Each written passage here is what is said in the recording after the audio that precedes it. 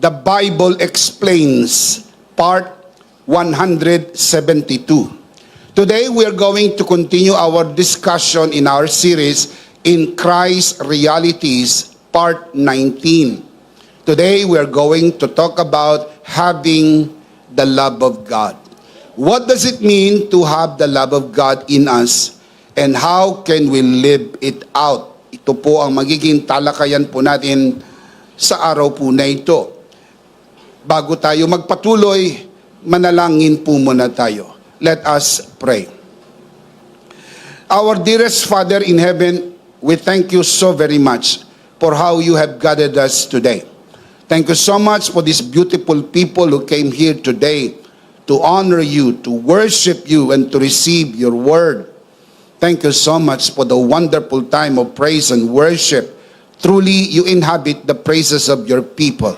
There is nothing in the world like this. For even the psalmist says, I would rather be a doorkeeper in your house than dwell elsewhere. Thank you so much for the beautiful people who are joining us today via online.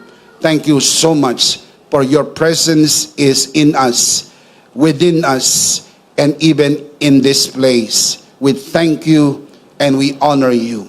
We commit to you this learning time as we always do, and even as we always pray, everything that will be said and done only for your glory and for the blessing of everyone. This we pray, Father, only in the name of your Son, our Lord and Savior, Jesus Christ, by the power of the Holy Spirit. And everybody would just simply say, Amen. Palakpakan po natin ang Panginoon. Praise God. Ito na po ang ika-19 na linggo na pagbagtas po natin sa mga aralin sa ating series, In Christ Realities. Ang ibig sabihin po nito ay ito, 18 katotohanan na po ang na-cover po natin. 18 realities we already covered in this series. Now, before we proceed, let us refresh our memory para po manariwa sa ating mga kaisipan ang mga katotohanan tungkol sa In Christ Realities. You can see this on your screen. In Christ, I am perfectly loved by God. In Christ, I am completely forgiven. In Christ, I am righteous and holy like God. In Christ, I am a child of God. In Christ, I am a new person inside. Moving on, we also learn in this series that in Christ, I am blessed and highly favored. I am charito.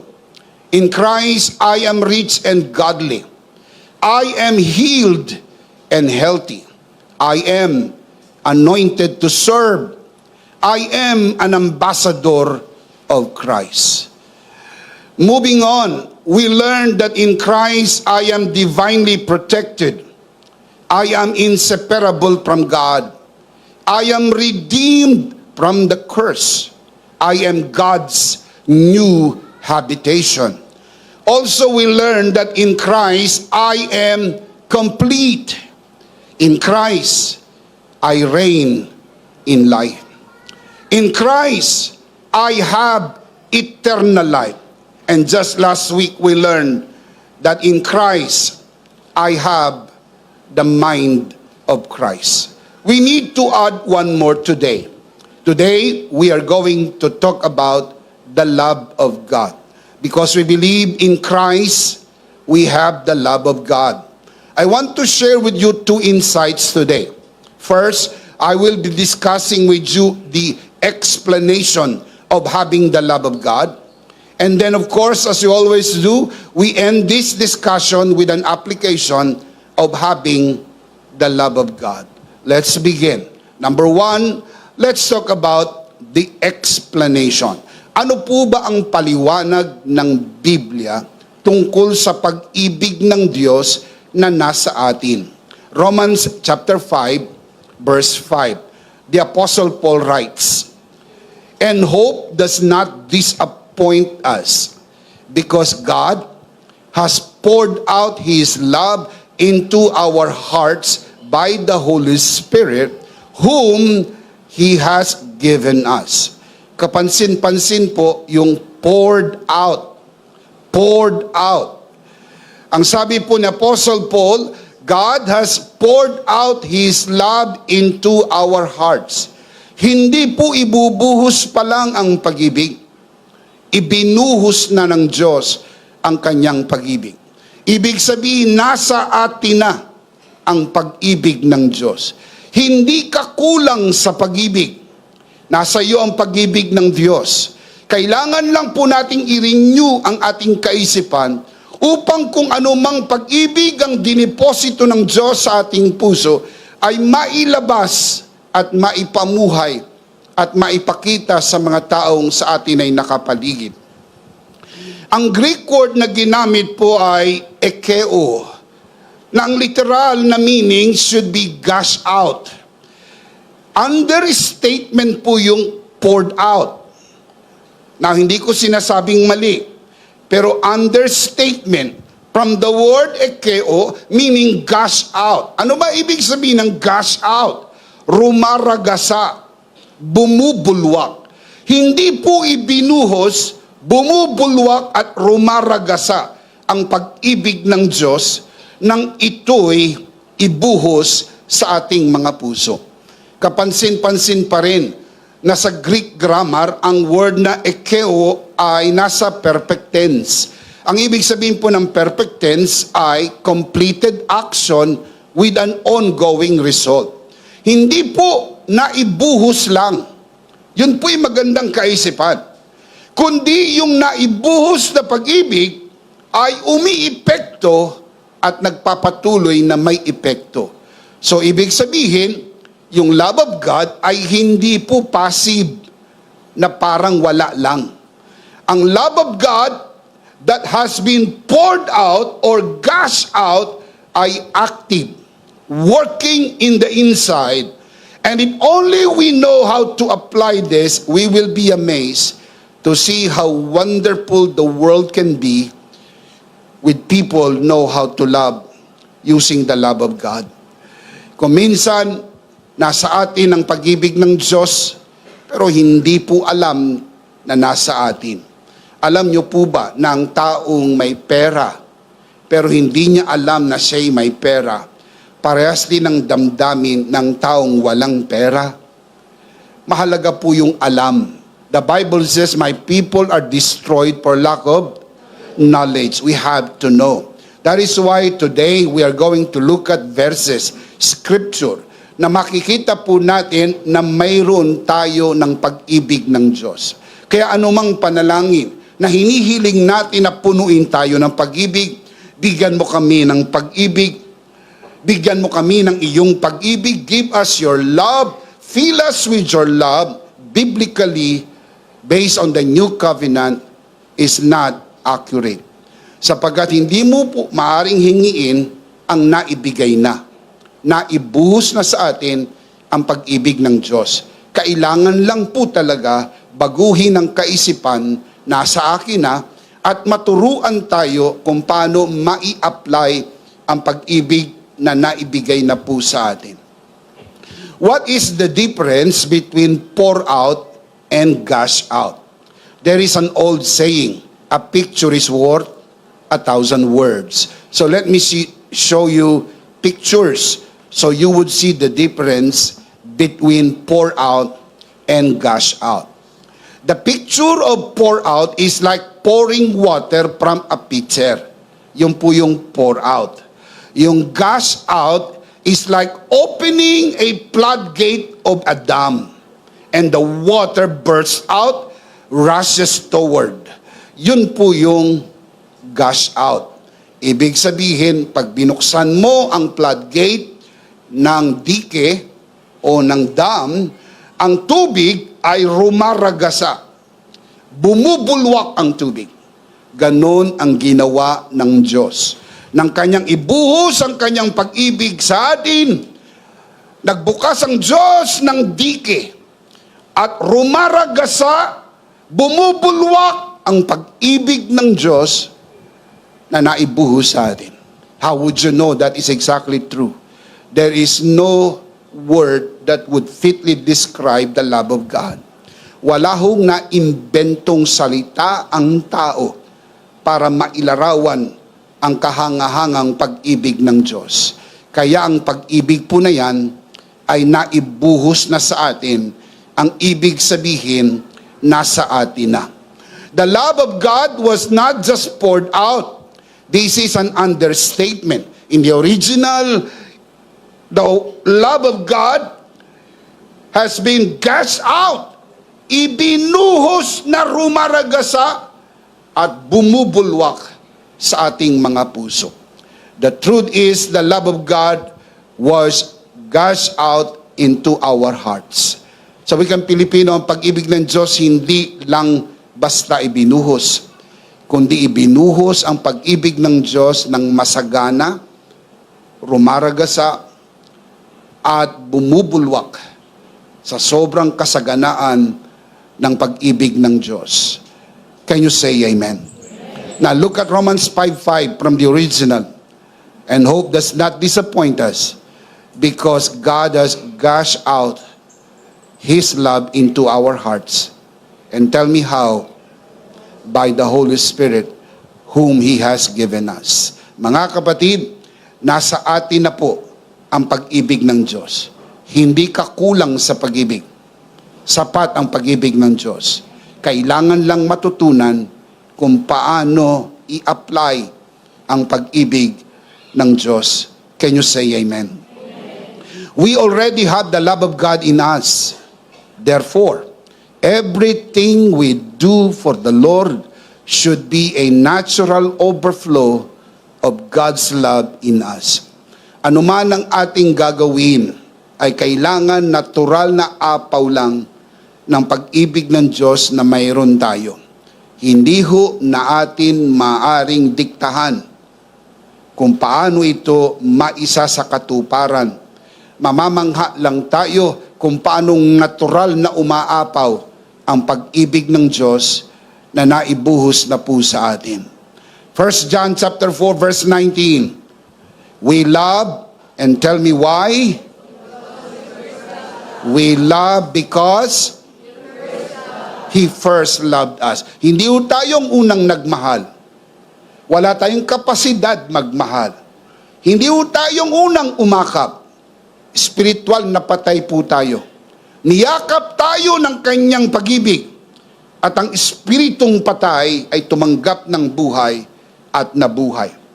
Nang mabuhay ang ating espiritu, nagsimula itong tumibok at nag-respond sa pag-ibig ng Diyos, ay sapagkat siya ang unang nagmahal sa atin.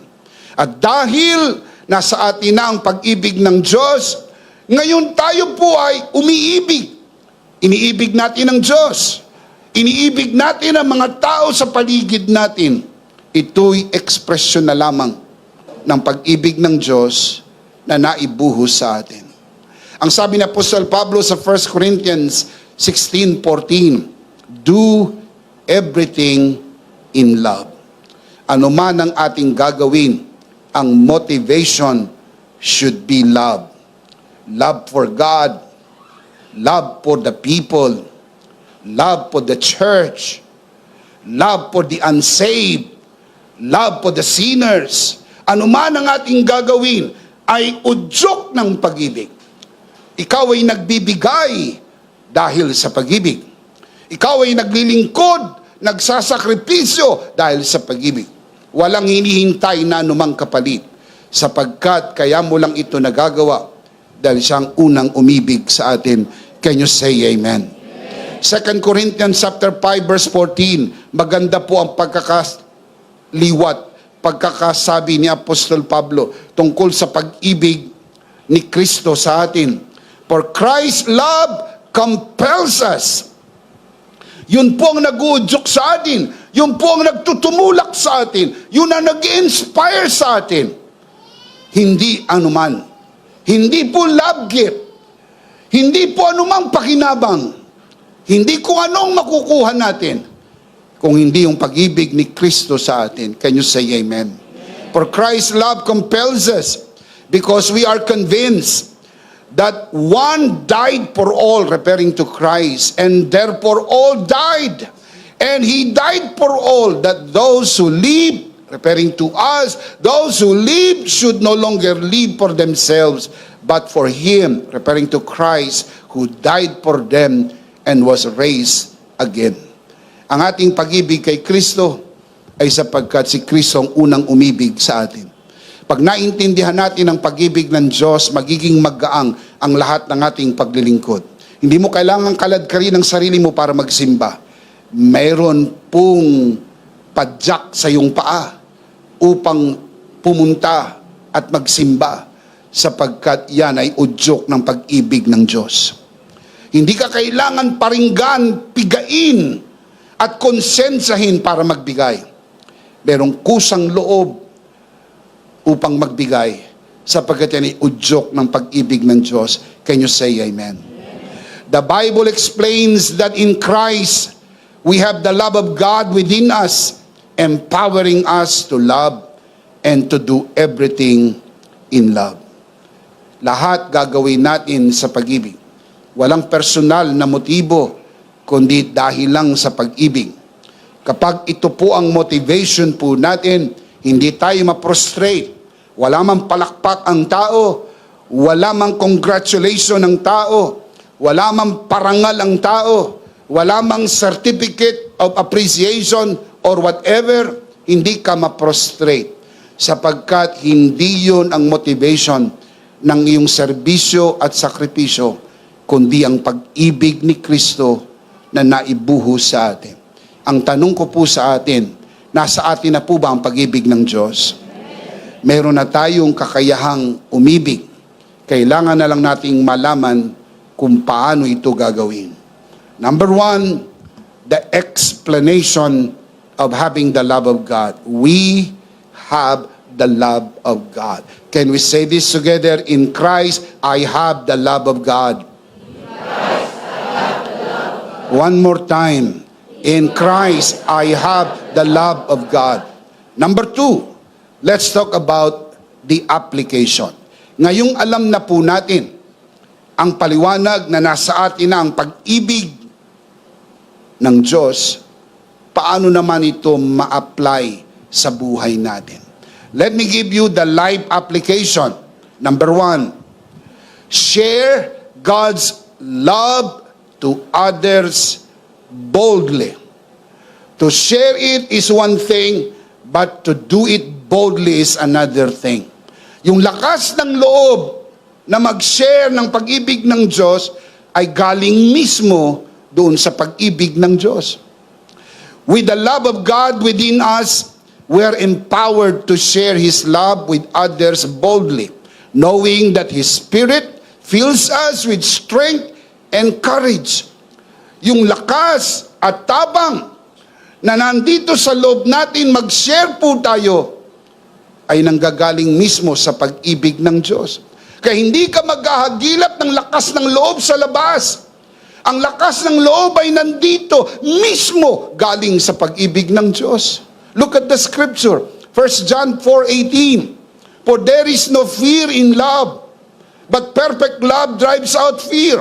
Because fear has to do with punishment, and the one who fears is not made perfect in love. Kapag nandoon ang pag-ibig ng Diyos, walang nervyos, walang takot. Kaya lumalakas ang loob mo mag-share sa iyong mga mahal sa buhay. Isipin po ninyo, kailangan lang nilang marinig na may nagmamahal sa kanila at mahal sila ng Diyos. Mga kapatid, marami pong tumatanggi sa inaalok na kaligtasan sapagkat ang presentasyon ay galit ang Diyos sa kanila, nagbabanta ang Diyos sa kanila, at sinasabing sila'y makasalanan.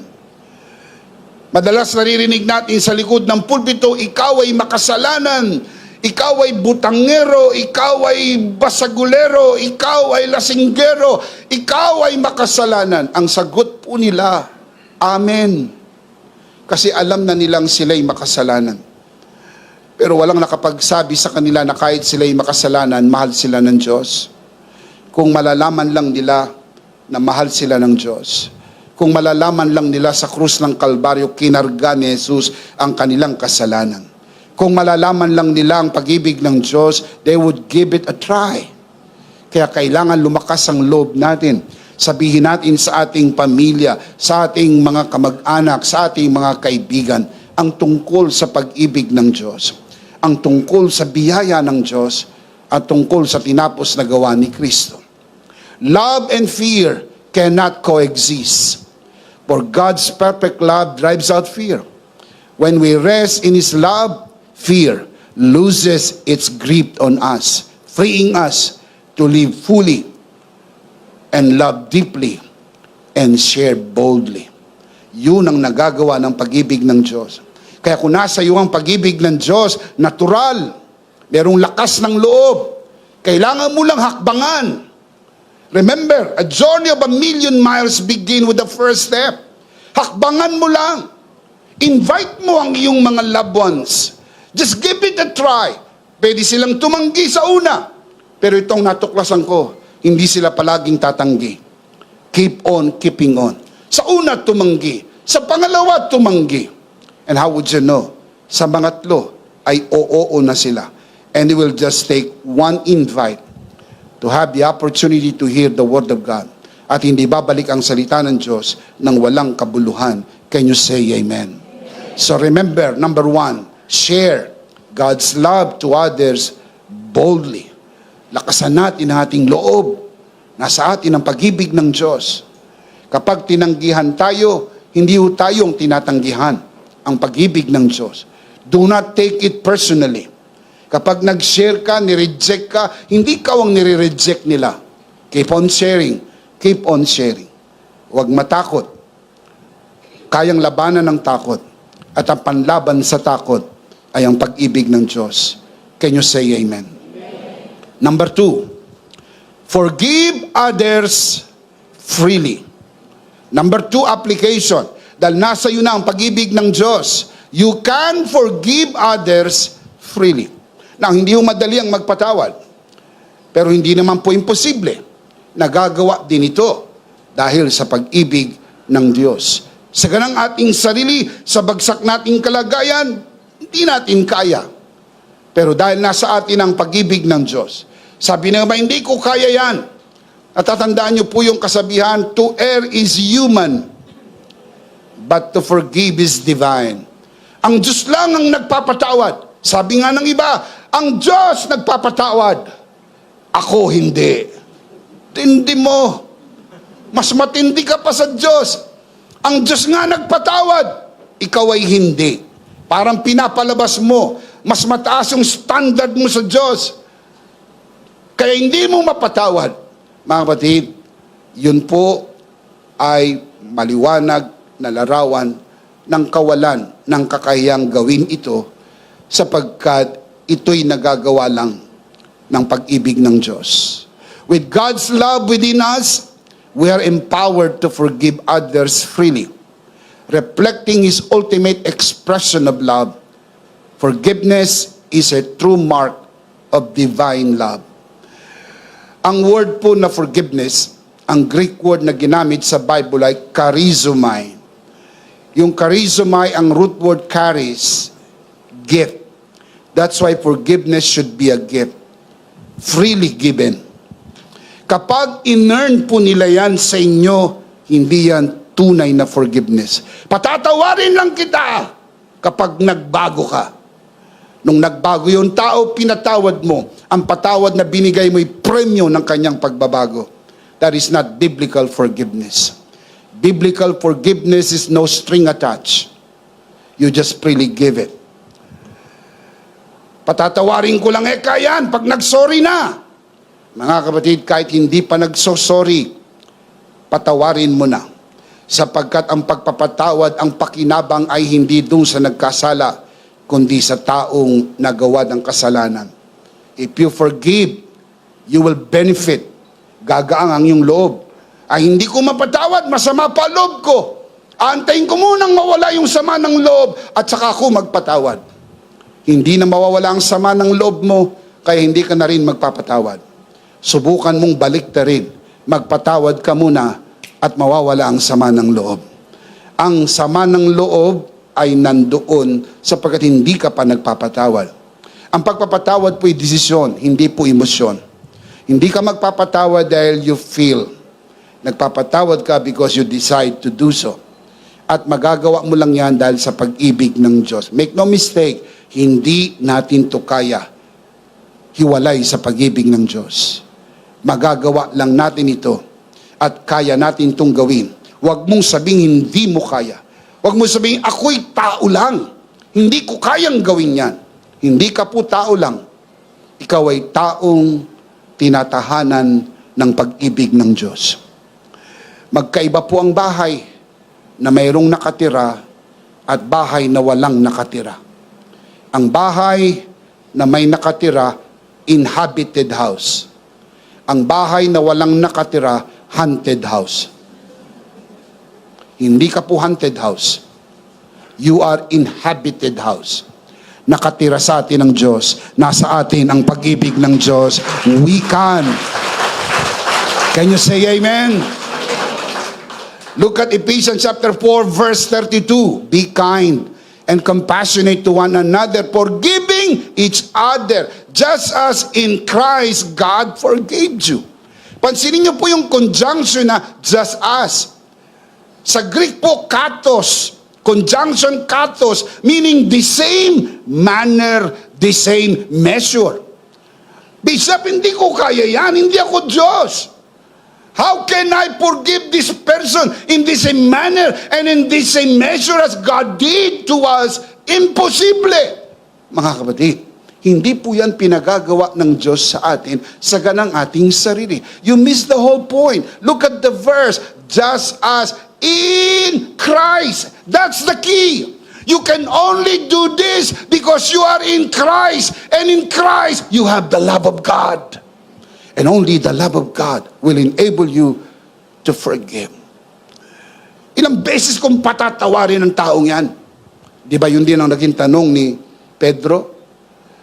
Lord, hanggang ilang beses kong patatawarin ang kapatid ko. Sumagot si Jesus, 77 ulit. Kinuha agad ni Pedro ang calculator.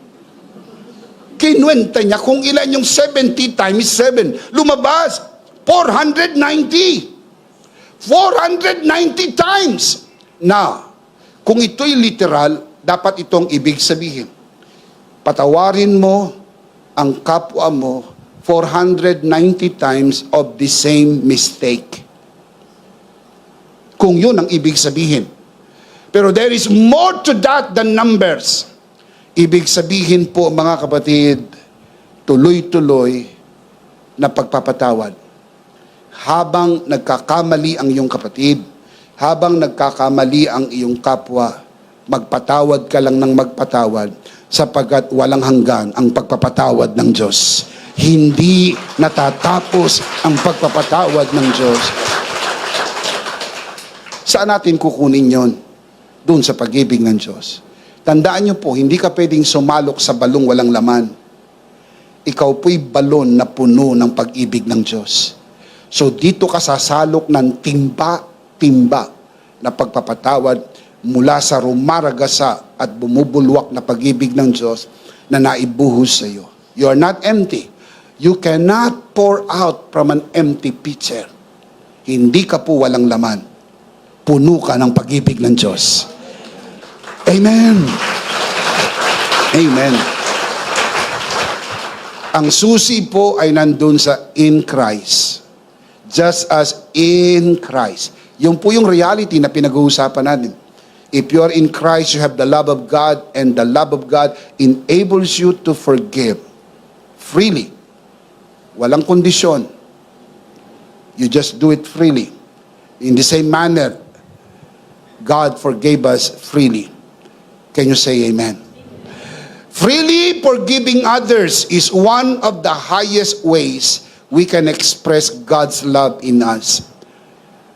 Among others, maraming paraan express ang love of God. Pero isa sa pinakamataas na ekspresyon ng pag-ibig ng Diyos ay ang magpatawad. Because to forgive is divine. It's godly. The devil cannot do that. Only God can do that. And if we children of God can do that, we are expressing to the world that we are God's children. Again, inuulit ko po, wala tayong kapasidad gawin ito. Hiwalay sa pag-ibig ng Diyos. Hindi ho pinagagawa ng Diyos sa atin ang isang bagay na hindi niya tayo in-empower para magawa ito. Nasa atin ang pag-ibig ng Diyos. Kaya natin ito dahil nasa atin ang pag-ibig ng Diyos. Palakpakan ang Panginoon. Praise God. Amen. 1 Peter chapter 4 verse 8, the Apostle Peter writes, above all, love each other deeply. Tell me why? Because love covers over a multitude of sins.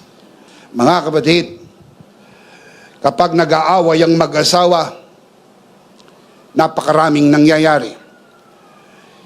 Ang mga misis o kaya ang mister, minsan nagiging hysterical. Nagsusumigaw. Pero mas madalas, sila'y nagiging historical. Sapagkat pilit nilang ibabalik ang nakaraan. Natatandaan mo noong 1978? Natatandaan mo ba yung ginawa mo sa akin?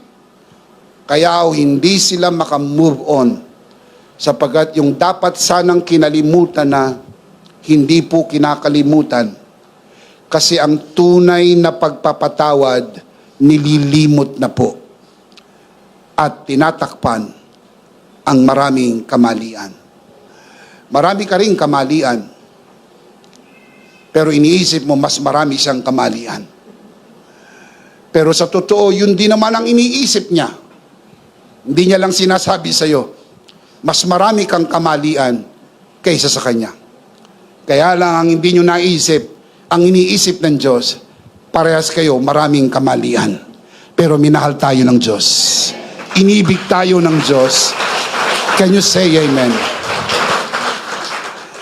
Kalimutan na ang sugat ng kahapon. Sapagkat ang kahapon mo'y nagtapos na nang lumubog ang araw. At kapag sumikat ang bagong umaga, bagong araw. At sabi sa Biblia, tuwing bagong araw, dakila ang katapatan ng Diyos. Great is God's faithfulness. Can you say amen?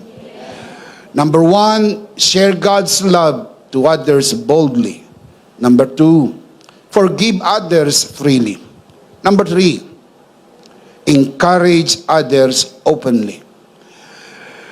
Ito po ay isa sa mga praktikal na paraan na pwede nating maipamuhay ang pag-ibig ng Diyos, yung palakasin ang ating kapwa. Encourage mo ang iyong mga anak. Encourage mo ang iyong asawa. Encourage mo ang iyong mga kapatid. Encourage nyo rin ang inyong pastor. Mag-encourage tayo sa isa't isa sapagkat yan ay kailangan. With God's love within us, we are called to encourage others openly, lifting them up and sharing the strength that His love provides. Hindi pare-parehas ang sukat ng ating lakas. Hindi pare-parehas ang ating kryptonite. Yung parte na ikaw ay mahina, maaaring malakas ang iba. Yung parting malakas ang iba, maaaring mahina ka. Pero kung saan sila mahina, at dun ka malakas, palakasin mo sila. Sapagkat yan ay ekspresyon ng pag-ibig ng Diyos. Hebrews chapter 10 verse 25. Let us not give up meeting together as some are in the habit of doing, but let us, now look at the verse, let us encourage one another, and all the more as you see the day approaching. Your mere presence in the gathering is an encouragement. Hindi nyo alam yon, pero dapat alam nyo ngayon na yung ang pagdalo nyo lamang ay nakaka-encourage sa iba, ganon din sa pastor. Na-encourage mo siya, naniniwala siya sa calling, naniniwala siya sa tawag ng Diyos, naniniwala siya sa gawaing ipinagkatiwala sa kanya ng Diyos, pag nakikita niya, kayo ay dumadalo. Kaya encouragement po kayo. May mga kapatid na hindi na nagpatuloy sapagkat yung mga kasama nila ay hindi na rin nagpatuloy. Na-discourage sila sa kawalan ng presensya ng iba. Pero ang iba'y nai-encourage dahil sa presensya ng iba. So wag mo ipagkait ang iyong presensya. Every time you come, you are a source of encouragement. And please don't be absent. Keep on attending and be an open encouragement to all.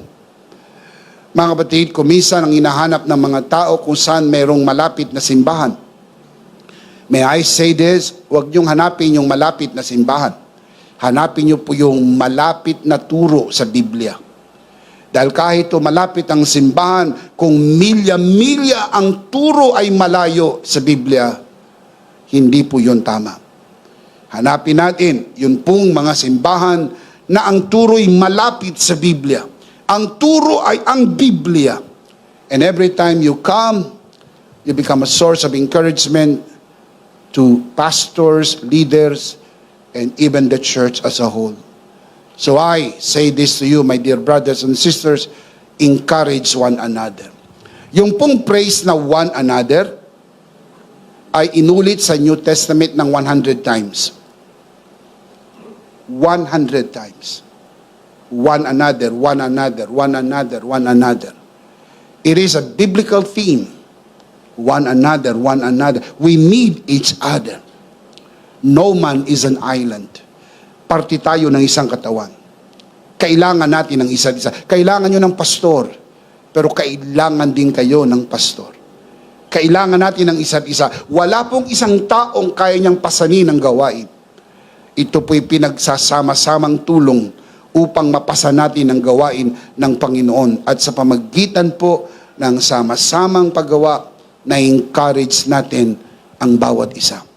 Pag mayroon kayong kasama, na dati madalas yung nakikita na umaattend, then all of a sudden, parang hindi na siya nag-a-attend. Baka naman, pwedeng kumustahin mo. Alam nyo, madali pong mapansin, kuminsan, kapag ang group ay medyo maliit lang, probably about 30 people, or less, or even over 30 people, kapag meron pong hindi umattend, kita na agad. Kita na agad. Pero when you talk about hundreds, 300, 400, 500, or even 800, lalo na sa mga mega churches, na you're talking about thousands of people, na no one would know kung umattend ka o hindi. Walang makakaalam kung umattend ka o hindi. Kung minsan ay nagugulat yung iba. Napansin pa ni Bishop na hindi tayo naka-attend. Napakaraming uma-attend sa church the whole day. Sa isang araw na pagsamba, 4 services, around 700 to 800 people come here on a given Sunday. And another hundreds of that ay nandun sa gabi, yung ating 8 o'clock online service. Sabi ng iba, paano tayo nakita ni Bishop na wala? Kasi you are a creature of habit. Alam ko kung saan kayo nakaupo. Kaya huwag kayong palipat-lipat ng upuan. Kung doon kayo lagi nakaupo, at pagtingin ko wala kayo, sigurado ko kumustahin ko kayo. Sapagkat natutuwa kaming kasama kayo. Sama-sama tayong naglilingkod sa Panginoon. Sama-sama tayong nagpupuri sa Panginoon. Shout amen. Of course, hindi magagawa yan ni Bishop o ng sino mang pastor perfectly. Pero may I ask this from you? Baka naman pwede niyong gawin yan sa ating mga kapatiran. Baka may kilala kayo na tumigil sa pagdalo. Please drop a note. Kamusta na, kapatid? Pinapakamusta ka ni Bishop kahit hindi naman. O, Bishop, tama ba yon? Well, in the reality, tama sapagkat we are one body. You are just extending. Na probably hindi lang huyo nasabi ni Bishop sapagkat limitado ang kanyang kaalaman at di naman niya alam. But when we think bigger, that we are part of family, ay kamusta na po kayo? Ba't di na po kayo umaattend? We want to know. Sapagkat that is what community is all about. Can you say amen? Amen. Number 4, Rest in God's love securely. Again, rest in God's love securely. Dahil nasa atin na ang pag-ibig ng Diyos, feel secured. Huwag kang bagabag. Hindi na po mabubura ang pangalan mo sa aklat ng buhay. Hindi ka na po hahatulan. Hindi ka na po mahihiwalay sa Diyos. Feel secured. Sapagkat yan ang pag-ibig ng Diyos. Walang makakaagaw sa atin sa kamay ni Jesus. Walang makakaagaw sa atin sa kamay ng Ama. And that is feeling secure. With God's love within us, we can rest securely, knowing that His love is constant and unshakable. Hindi ho nagbabago ang pag-ibig ng Diyos. Make no mistake about this, hindi ka minahal ng Diyos sa mga katangiang taglay mo. Sabi sa Biblia, minahal tayo ng Diyos nung tayo'y makasalanan pa. Wala ka pang napatunayan. Wala ka pang offering. Wala ka pang service. Naglulublob ka pa sa pusali ng kasalanan. Minahal ka na ng Diyos. You did not earn His love. And what you did not earn by works, you cannot lose by works. Grabe ang pag-ibig ng Diyos sa atin. Niyakap niya tayo sa ating karumihan. At dahil secure tayo sa pag-ibig ng Diyos, did you know, my dear brothers and sisters, that Romans chapter 8 starts with no condemnation and it ends with no separation. What is that? Security. Let me show you the assurance that we have. Romans 8:38-39. For I am convinced that neither death nor life, neither angels nor demons, neither the present nor the future, nor any powers, neither height nor depth, nor anything else in all creation will be able to separate us from the love of God that is in Christ Jesus our Lord. That is why we learn in this series that in Christ I am inseparable from God. Ipayapa mong yung isip, nang niyakap ka ng pag-ibig ng Diyos, hindi ka na niya bibitawan kahit kailan. Ang pag-ibig ng Diyos ay hindi nagbabago. Minsan, meron nga ako narinig na kanta, stubborn love. Hindi mapipigil ang pag-ibig ng Diyos. Kumisa sabihin natin parang hindi na tayo kaibig-ibig. Kumisa sinasabi natin, mahal pa kaya ako ng Diyos? Are you kidding yourself? Mahal pa ba ako ng Diyos? Hindi ho nagbabago ang pag-ibig ng Diyos. Minahal ka niya nung hindi ka kaibig-ibig. At hindi magbabago ang kanyang pag-ibig. You are secured in His love. Can you say amen? Number 5. Give generously. Not just give. Learn the art of generosity because that is what love, that is what God's love is all about. God's love is generous. And having the love of God inside us, we know what generosity is. Now let me explain. Generosity is not all about the amount. It is the attitude of the heart.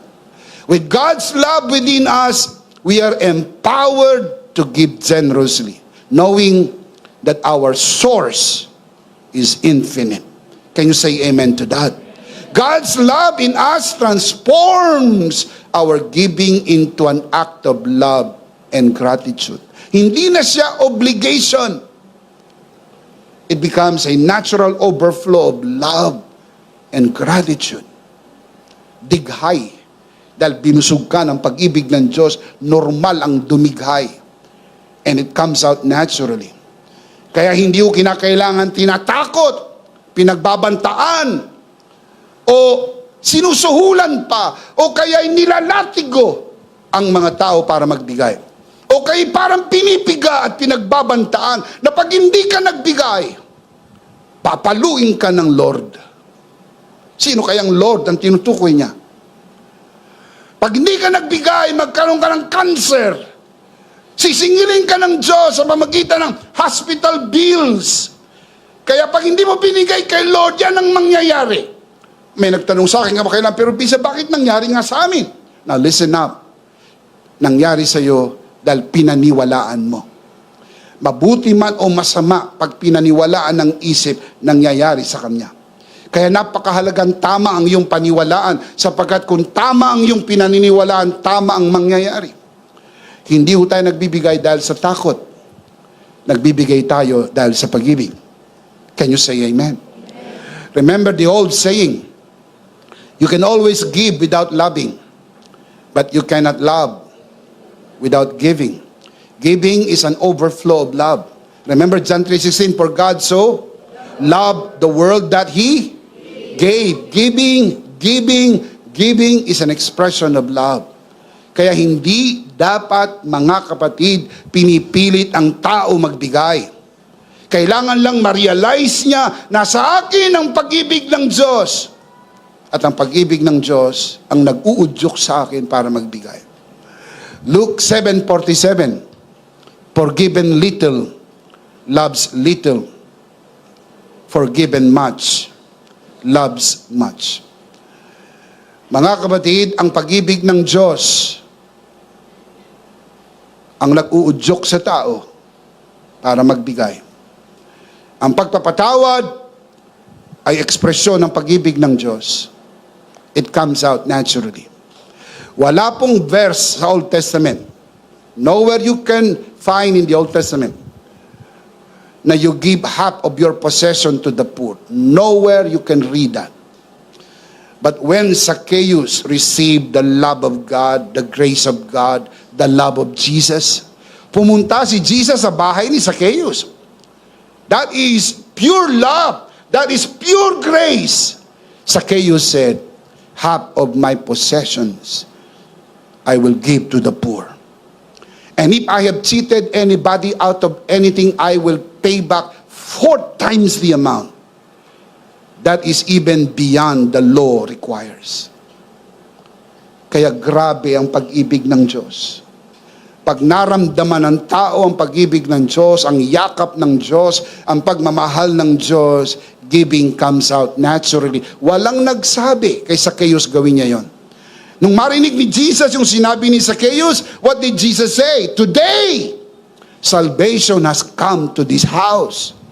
Ang ating serbisyo ay hindi para tumanggap ng kaligtasan. Ang ating serbisyo ay patunay na tanggap na natin ang kaligtasan, natanggap natin ang kapatawaran, natanggap natin ang pag-ibig ng Diyos. Say amen.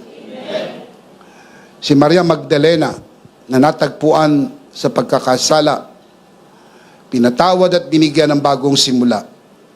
Unang natagpuan sa paanan ni Jesus, at muling natagpuan sa paanan ni Jesus. Hinuhugasan ng paa ni Jesus ng kanyang luha. Pinupunasan ng kanyang buhok. At hinahalikan ng paulit-ulit. At binuhusan ng mamahaling pabango. Ito'y hindi niya ginawa para mapatawad. Ginawa niya ito matapos siyang mapatawad. Mga kapatid, ang serbisyo at sakripisyo ay hindi ho pambayad sa pag-ibig ng Diyos. Hindi ho natin mababayaran ang pag-ibig ng Diyos. Dahil hindi naman po ito pinagbibili. At kung sakaling ipagbili ng Diyos, hindi rin natin kayang bayaran. Ibinigay ng libre.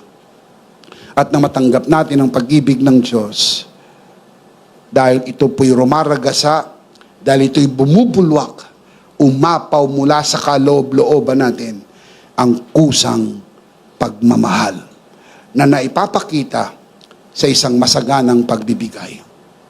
Biblically, the act of giving is not a financial transaction, but a revelation of the heart's true condition. Maliwanag po ang sinasabi sa Bible, for where your treasure is, there your heart will be also. Ang iyong pagkakaloob ay hindi ho financial transaction. It is an opportunity to see the condition of your heart. You receive the generous love of God. You are generous inside. I know, because God's love is generous. Pero it is up to us to make a decision to be generous in our giving. Because every time we do that, we are applying the love of God. Because true giving stems from a heart truly amazed by God's grace and deeply in love with the spreading the gospel of full grace. May kwento ko lang sa inyo ng mabilisan. Nung nakarang Biyernes, nandun po tayo sa Ilocos Sur, Bigan, Ilocos Sur. Nandun po ang bagyong Marce. Ilocos Norte, signal number 4. Ilocos Sur, signal number 3. Mabigat ang buhos ng ulan. Napakalakas ng ihip ng hangin. Mga yero lumilipad. Nagsisimula ng mag-build up ang tubig at bumaha. Sinong mag-iisip na matutuloy ang gawain? Handa na nga po kami na mag-decide yung host na sabihing itigil na muna natin at i-reschedule po natin. Nagising po ko ng madaling araw, 1 o'clock in the morning. Napakalakas ng buhos ng ulan. Napakalakas ng buhos ng ulan. Ako po'y nanalangin at gumawa pa ako ng panalangin para i-post sa Facebook para ma-encourage ko ang mga kapatid na manalangin sapagat ito po ay malaking hamon. Believe it or not, signal number 3, dumating ang mga tao, mahigit 200 mga pastor ang nakarating at tumanggap ng mensahe ng biyaya. Nagdala po kami ng 150 na packet. Ng bawat packet ay naglalaman po ng mga booklets. 8 or 10 booklets per packet. 150 na packets. Amounting to 40,000 pesos. Sabi ni Pastor Luis sa kanilang kwenta ay 45,000 pesos. Na mag-isip po kayo mga kapatid. Yun po yung ating paglilingkod sa body of Christ. Na makapagbigay tayo ng free conference, makapagbigay tayo ng free materials, upang magsimula mula dito ay kumalat ng kumalat ng kumalat. Sabihin natin, napakalaking halaga, 45,000 pesos. Hindi malaking halaga. Pero napakaliit na halaga kung ang iisipin natin ng napakalaking pag-ibig ng Diyos sa sino mang kailangan tumanggap ng biyaya ng Diyos. Hindi pa po kami nakakaalis. Lumapit agad yung bishop at sinabi, aayusin ko na para sa susunod na taon ang Ilocos Norte. Abra. Aabutin natin ang buong Pilipinas ng mensahe, ng biyaya ng ating Panginoon. Pero Bishop, hindi tayo ganun karami.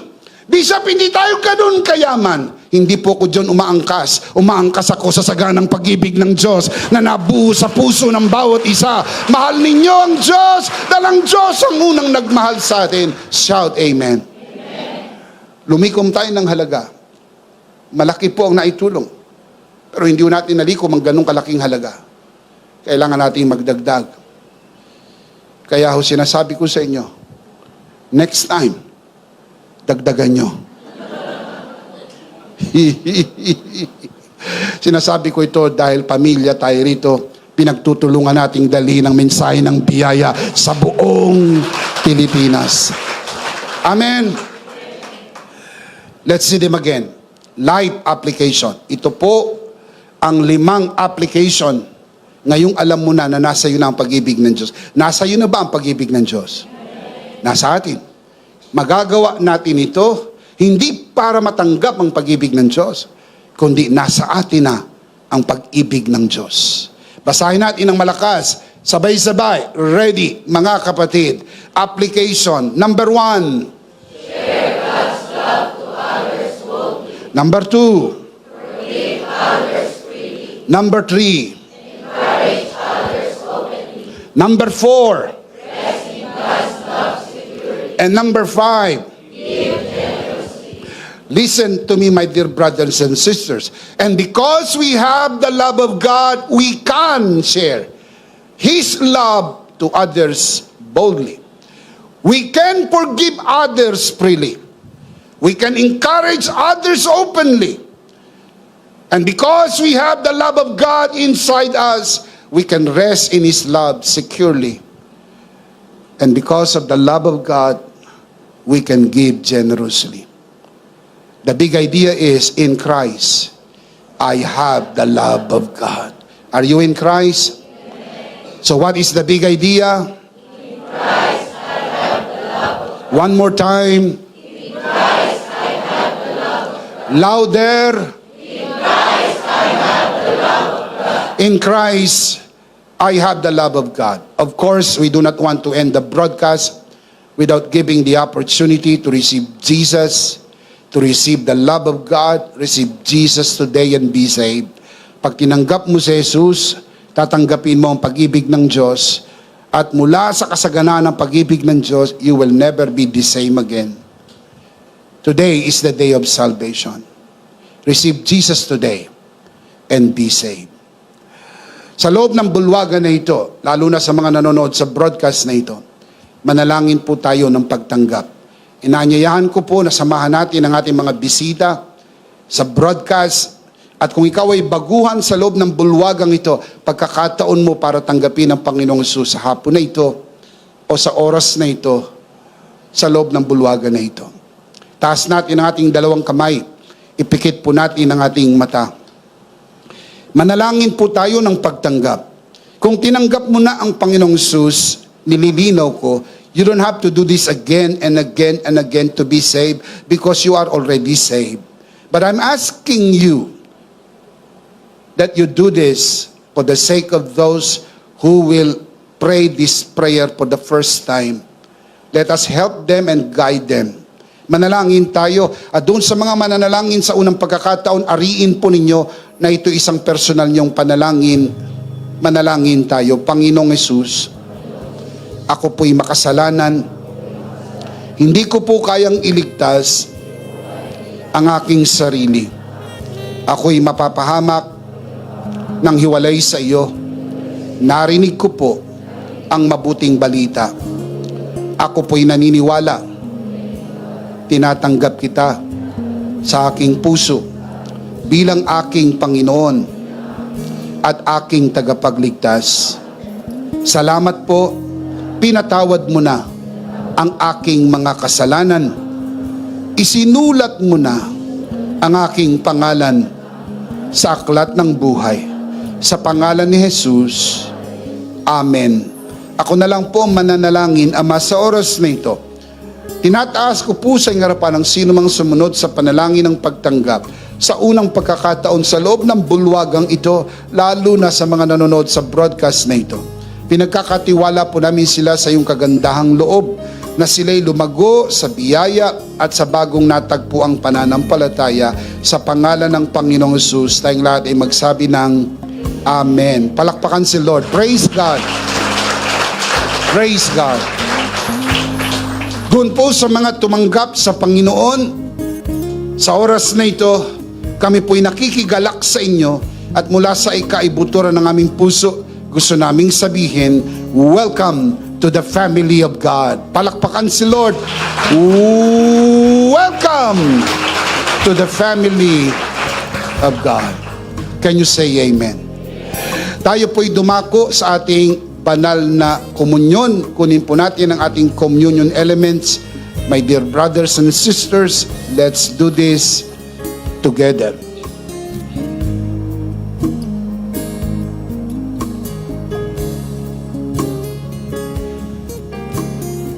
All right, let's do this together, mga kabiyaya. Hawak-hawak po natin ang pinakamakapangyarihang simbolo ng tinapos na gawa ni Kristo sa krus ng Kalbaryo. Ito ang aral na tinanggap ko sa Panginoon at ngayon naman ay binibigay ko sa inyo. Nang gabing siya'y pagkanuli dumampot siya ng tinapay, kanyang pinagpira-piraso at kanyang sinabi, ito ang aking katawan na pinagpira-piraso dahil sa inyo. Gawin niyo to bilang pag-alaala sa akin. Sabay-sabay po natin gawin.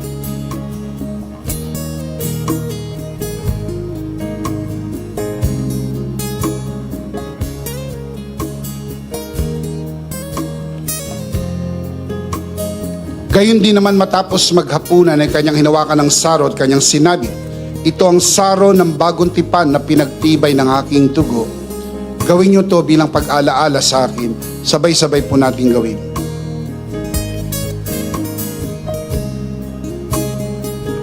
Atin po itaas ang ating dalawang kamay at sumunod po tayo sa panalangin na ito. Aming Ama, maraming salamat po sa aming Panginoong Hesukristo. Panginoong Hesukristo, maraming salamat po sa iyong banal na dugo na iyong itinigis sa krus ng Kalbaryo. Dahil po dito, lahat ng aming kasalanan ay iyon ang pinatawad. Maraming salamat po sa iyong katawan na nabugbog at nasugatan. Dahil po dito, lahat ng aming sakit ay iyon ang pinagaling. Gaya ng nasusulat, sa iyong mga sugat, ako'y magaling na. Ako'y naniniwala, ako'y magaling na. Aking dinideklara, ako'y magaling na. Ako'y malusog, malakas, masigla, pinagpala, pinaburan, at mabubuhay ng mahaba. Sa pangalan ni Jesus, maraming salamat po, Banal na Espiritu, sa iyong kapahayagan, sa mensahe ng biyaya. Sa pangalan ng Panginoong Jesus, Amen. Amen. Palakpakan si Lord. Praise God. Praise God. Minsan pa, sabay-sabay, malakas, ano po ang ating big idea? One more time, louder. In Christ, I have the love of God. Last of all, let me speak to your heart. You who are watching this broadcast. If this broadcast has blessed you, and if not asking too much, I would like you to bless this ministry with your love offering so that together we can reach the world with the message of full grace. And from the bottom of our hearts here at EMI, we would like to say, thank you for giving to the Lord. We'll see you next Sunday, purposely on site, but definitely we'll see you again online. Ako po si Bishop Emmy, kasama po si Pastora Joe at ang kabuuan ng The Lord's Community and EMI Broadcast. Maraming thank you. Stay a bit for more announcements. Stay blessed and stay connected. Always remember, in Christ, you are forever. Charito!